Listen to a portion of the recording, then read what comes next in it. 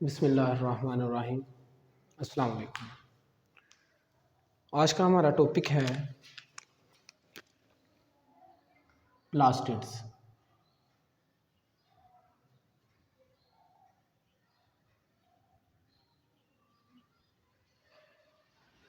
Plastid हमारे पास सबसे पहले तो आप याद रखें कि ये हमारे पास डबल मेम्ब्रेन बाउंड ऑर्गेनेल है।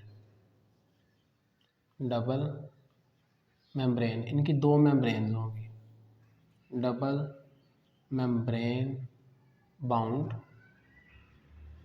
ऑर्गेनेल्स। दूसरी मेन चीज़ जो आपको याद रखनी है वो ये है कि ये हमारे पास यूकैरियोटिक सेल्स के अंदर पाए जाएंगे। और किन जानदारों के सेल्स के अंदर जो फोटोसिंथेसिस करते हैं, जैसे कि प्लांट्स फोटोसिंथेसिस करते हैं, या कुछ ऐसे यूनिसेलुलर और सिंपल मल्टीसेलुलर जो कि प्लांट लाइक है, तो प्लांट लाइक प्रोटिस्ट। ऐसे प्लांट्स और ऐसे प्रोटिस्ट के अंदर ये पाए जाते हैं जो कि फोटोसिंथेसिस करते हैं। फोटोसिंथेसिस,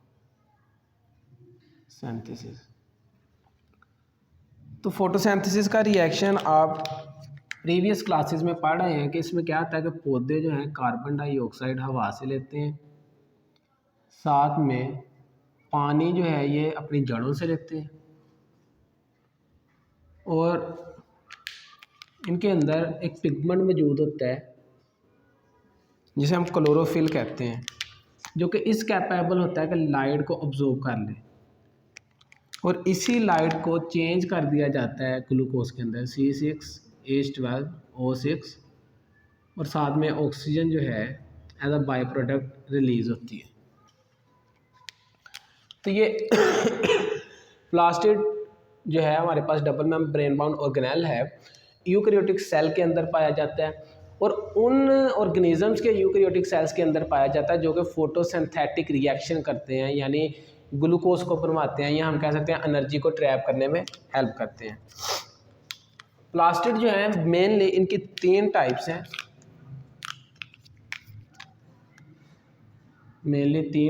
हैं, एक को हम कहेंगे क्लोरोप्लास्ट,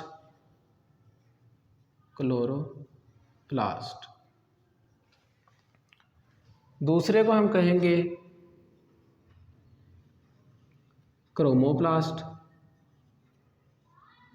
क्रोमोप्लास्ट, और तीसरे को कहेंगे ल्यूकोप्लास्ट। तो वन बाय वन इनको हम स्टडी करेंगे।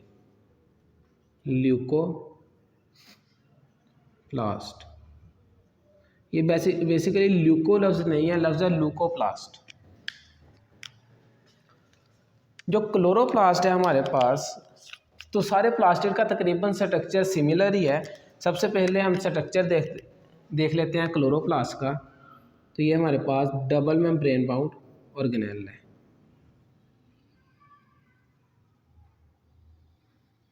एक मेम्ब्रेन ये, दूसरी ये।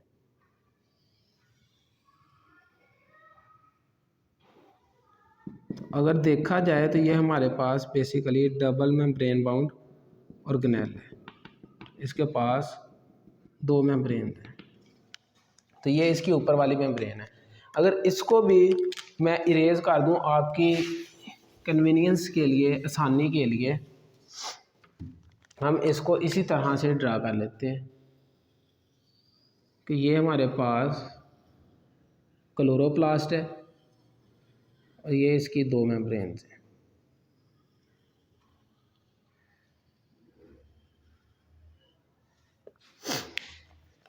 इसके अंदर फ्लूइड मौजूद होता है जो कि यहाँ पे वाइटिश कलर में हम दिखा रहे हैं। इस फ्लूइड को कहते हैं स्ट्रोमा, या इस मैट्रिक्स को हम कहते हैं स्ट्रोमा, जिसके अंदर बहुत सारी प्रोटीन्स मौजूद हो सकती हैं, प्रोटीन, साल्ट्स, जिन चीज़ों की ज़रूरत होगी इस क्लोरोप्लास्ट को, तो वो इसके अंदर मौजूद होंगी। उसके अलावा इसकी अगर मेम्ब्रेन्स देखें तो दो हैं, एक इनर मेम्ब्रेन और दूसरी जो है वो है आउटर मेम्ब्रेन। इनर मेम्ब्रेन और दूसरी हमारे पास है आउटर मेम्ब्रेन। इनर मेम्ब्रेन हमारे पास स्मूथ है, जबकि आउटर मेम्ब्रेन जो है ये ख़ास किस्म के सैक लाइक स्ट्रक्चर को बनाती है। यहाँ से फोल्ड होगी और कुछ ख़ास किस्म के इस तरह के सिक्के की तरह, कॉइन की तरह के स्ट्रक्चर होंगे जो कि एक दूसरे के ऊपर फाइल अप हुए होंगे, स्टैक बनाएंगे यूँ इस तरह से। तो इस एक स्ट्रक्चर को हम कहते हैं थैलाकाइड, थैलाकॉइड। और ये पूरे स्ट्रक्चर को यहाँ से यहाँ तक हम कहेंगे ग्रेनम। ग्रेनम, ये जो ग्रेनम है हमारे पास, ये बेसिकली ढेर हैं थैलाकाइड के। थैलाकाइड जो हैं एक दूसरे के ऊपर अरेंज हुए होते हैं और एक स्टैक बना लेते हैं, एक स्ट्रक्चर बना लेते हैं जिसे हम कह रहे हैं ग्रेनम। कम से कम 50, इससे कुछ ज़्यादा भी हो सकते हैं, 50 थैलाकाइड जो हैं एक दूसरे के ऊपर अरेंज हुए होते हैं और इस स्ट्रक्चर को बनाते हैं जिसे हम कह रहे हैं यहाँ पे ग्रेनम। तो ग्रेनम जो है ये थैलाकाइड का स्टैक है, स्टैक ऑफ थैलाकाइड। और कम से कम कितने थैलाकाइड होंगे हमारे पास? 50 थैलाकाइड एक दूसरे के ऊपर अरेंज होंगे, यानी ये सिक्के 50 सिक्के एक दूसरे के ऊपर अरेंज होंगे तो एक ग्रेनम बनेगा। और ये ग्रेनम आपस में एक नॉन ग्रीन पार्ट के थ्रू अटैच है इस तरह से।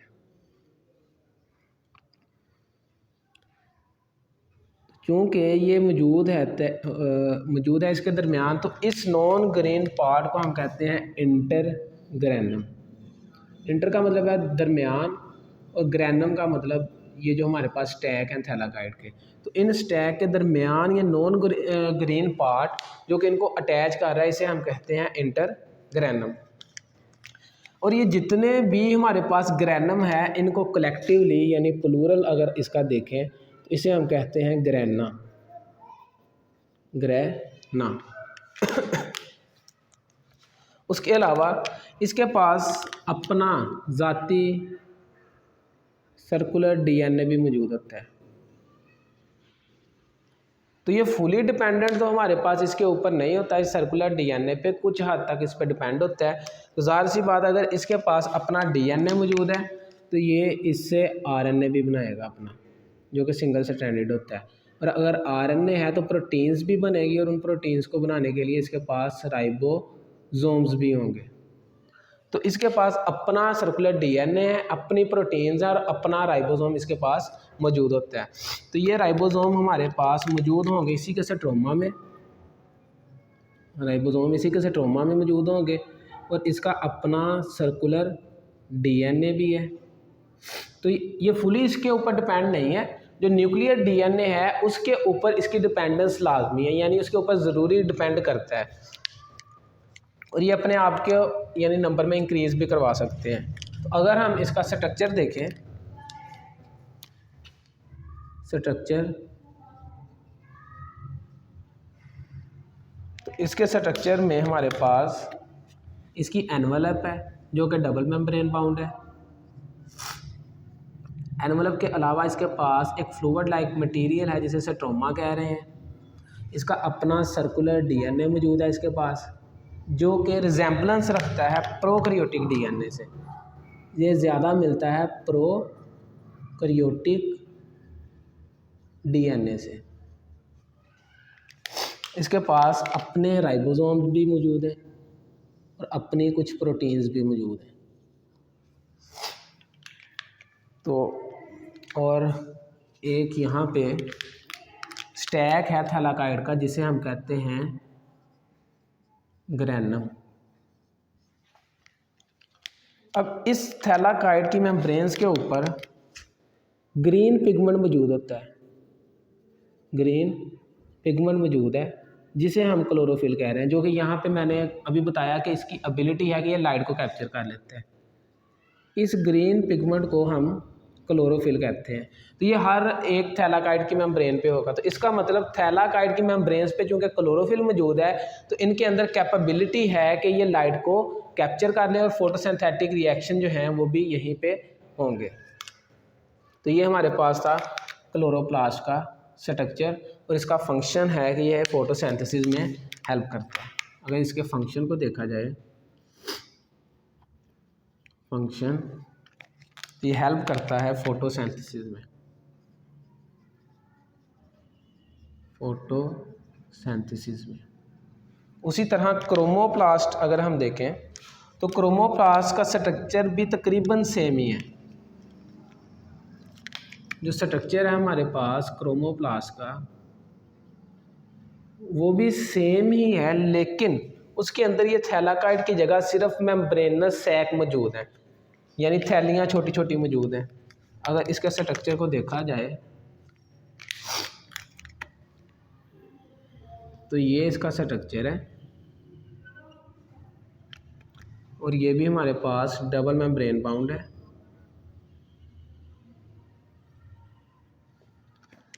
इसके अंदर, इसके स्ट्रोमा के अंदर कुछ प्रोटीन्स मौजूद हैं, कुछ पिगमेंट्स मौजूद हैं जो कि मुख्तलिफ कलर फ्राहम करते हैं, और यहाँ पे मेम्ब्रेन बाउंड सैक मौजूद है छोटे छोटे थैलाकाइड की जगह पे, या हम कह सकते हैं ग्रैनम की जगह पे, जिनके अंदर पिगमेंट्स मौजूद हैं।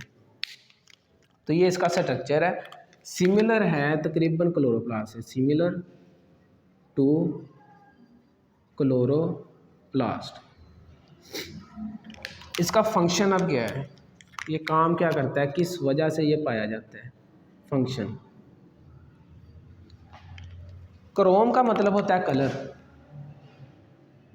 तो ग्रीन कलर के अलावा जितने भी कलर प्लांट्स को मिलते हैं वो इसी क्रोमोप्लास्ट की वजह से मिलते हैं। तो ऑल ब्राइट कलर्स, तमाम के तमाम ब्राइट कलर एक्सेप्ट मास वाई ग्रीन के, वो किसका फंक्शन है, वो हमें बेसिकली क्रोमोप्लास्ट ही देता है। तो क्रोमोप्लास्ट तमाम के तमाम कलर फ्राहम करता है प्लांट को मास वाई ग्रीन के, क्योंकि ग्रीन कलर जो है हमारे पास क्लोरोप्लास्ट फ्राहम करता है। इसका बेनिफिट क्या है, बेनिफिट इसका पौधे को फ़ायदा क्या है इसका। तो आपके पास अगर पौधों को देखा जाए तो पोलिनेशन होती है। पोलिनेशन के अंदर बेसिकली क्या होता है कि इंसेक्ट्स फूल के पास आते हैं, तो वो जाहिर सी बात है अट्रैक्ट जो हैं ब्राइट कलर की वजह से होंगे। तो जितना पौधे का कलर प्यारा होगा, जितना ब्राइट होगा, इंसेक्ट उसकी तरफ अट्रैक्ट होंगे, उसकी तरफ आएंगे, और इस वजह से पोलिनेशन जो है ज़्यादा से ज़्यादा होगी। तो अब इसका फंक्शन क्या है कि ये अट्रैक्ट करवाते हैं किसको, अट्रैक्ट टू इंसेक्ट्स, किस वजह से, अपने ब्राइट कलर्स की वजह से। तो चूँकि ये ब्राइट कलर्स की वजह से अट्रैक्ट करते हैं, तो ये हमारे पास पेटल्स में, फूलों की पत्तियों के अंदर मौजूद होते हैं, in the petals of flower, फूलों की पत्तियों के अंदर मौजूद होते हैं। और उसके अलावा अगर हम देखें कि हम आम खाते हैं उसका कलर येलो होता है, माल्टा खाते हैं उसका यानी कि किसी और कलर में होता है, उसके अलावा बनाना देख लें उसका कलर कोई और है, अगर जामुन देख लें उसका कलर कोई और है। तो फ्रूट्स को भी ये कलर देता है, तो इसका मतलब ये फ्रूट्स के अंदर भी प्रेजेंट है। अब फ्रूट जितना प्यारा यानी उसका कलर होगा वो उतना ही प्यारा हमें लगेगा, और उसको हम जब खाएंगे, फ़र्ज़ करें एक बंदर था, उसने क्या किया, आम को देखा, आम के दरख्त को, और वहाँ पे गया और आम को पकड़ लिया, और खाता खाता खाता कहीं और चला गया और वहाँ पे उसका सीड फेंक दिया। तो वहाँ पे जहाँ पे सीड उसका फेंका गया वहाँ से नया पौधा निकलेगा। अब इसका मतलब कि डिस्पर्सल हो गई है किसकी, सीड की। तो डिस्पर्सल ऑफ सीड में भी ये हेल्प करते हैं, they help in the dispersal of seed. तो ये हमारे पास क्रोमोप्लास्ट के कुछ फंक्शंस थे और ये उसके बेनिफिट थे, और स्ट्रक्चर आपने देख लिया तकरीबन उसी के तरह का है। अगर ल्यूकोप्लास्ट को देखा जाए तो ल्यूकोप्लास्ट हमारे पास same double membrane bound organelle है, और इसमें कोई कलर कंटेनिंग पिगमेंट मौजूद नहीं होता, जिसकी वजह से ये हमारे पास कलरलेस है। स्ट्रक्चर जो है इसका सिमिलर है हमारे पास, स्ट्रक्चर इज सिमिलर है, बिल्कुल मिलता जुलता है क्लोरोप्लास्ट और क्रोमोप्लास्ट से। बस इसमें थैलाकाइड मौजूद नहीं होंगे और पिगमेंट्स मौजूद नहीं होंगे जो कि कलर देते हैं, similar two chloro and chromoplast. उसके अलावा इसके अंदर इसका काम क्या है कि इसने सिर्फ स्टोर करना है एनर्जी को अपने अंदर, इन वेसिकल्स के अंदर एनर्जी को स्टोर कर लेना है। तो इसका फंक्शन है स्टोर एनर्जी। ये एनर्जी जो है ये लिपिड की शक्ल में भी स्टोर कर सकता है, प्रोटीन की शक्ल में भी स्टोर कर सकता है, ठीक है, और कार्बोहाइड्रेट की शक्ल में भी स्टोर कर सकता है। तो इसका फंक्शन है हमारे पास टू स्टोर एनर्जी। और एनर्जी किस फॉर्म में स्टोर करेगा, ये हमारे पास लिपिड की फॉर्म में भी कर सकता है, प्रोटीन की फॉर्म में भी स्टोर कर सकता है एनर्जी, और कार्बोहाइड्रेट्स की फॉर्म में भी कर सकता है। तो ये क्या चीज़ें हैं, ये नेक्स्ट आप क्लासेस में डिटेल से पढ़ेंगे या केमिस्ट्री के अंदर इंशाल्लाह ये आप डिटेल से पढ़ेंगे। तो ये इसका फंक्शन है। ये पाए कहाँ पे जाते हैं, अगर आप देखें ट्यूबर्स जितने भी हैं, आलू हमारे पास, ठीक है, पोटैटो जो है उसके अंदर ये पाए जाते हैं। तो उसका कलर आपने देखा होगा तकरीबन हमारे पास ट्रांसपेरेंट या ऑफ वाइट सा होता है, येलोइश सा। तो वो जो है लुकोप्लास्ट बेसिकली होता है पोटैटो में। उसके अलावा याम्स में, तो उनके अंदर ये बेसिकली पाए जाते हैं। तो इसका काम है एनर्जी को स्टोर करना। तो ये था हमारे पास प्लास्टिड, 3 किस्म के प्लास्टिड हैं। डबल मेम्ब्रेन बाउंड ऑर्गेनेल है, यूकैरियोटिक सेल्स के अंदर पाए जाते हैं, उन ऑर्गेनिज्म के यूकैरियोटिक सेल में जो कि फोटोसिंथेसिस करते हैं। तो अच्छी उम्मीदों के साथ इजाज़त लेता हूँ। अल्लाह हाफिज़। उम्मीद है कि आपको समझ आई होगी। जहाँ से आपको क्लियर नहीं है आप कमेंट सेक्शन में बिला झिझक पूछ सकते हैं। अल्लाह हाफिज़।